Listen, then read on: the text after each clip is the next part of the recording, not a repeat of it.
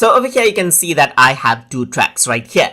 So if I were to go around and select out, let's say, a clip right here, and then if I were to delete this, then you can see that this is what you have. Yeah, the track just gets deleted over there. Let me just press Ctrl Z right here. And now what I'm going to do is I'm going to select out this very clip right here and press the minus button. So once I do that, you can see that the clip on the right actually moves onto the left side to the length of the clip that I had. Let me just press Ctrl Z on my keyboard right here and you get it back. Let me do that again, minus, and you can see that it affects out this clip.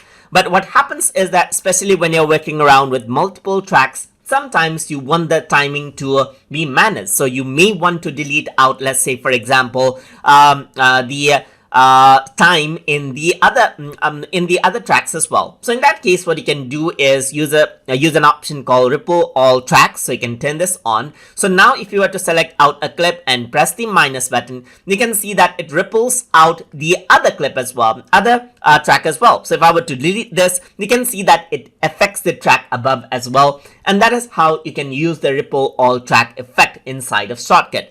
And this really helps you to manage out time.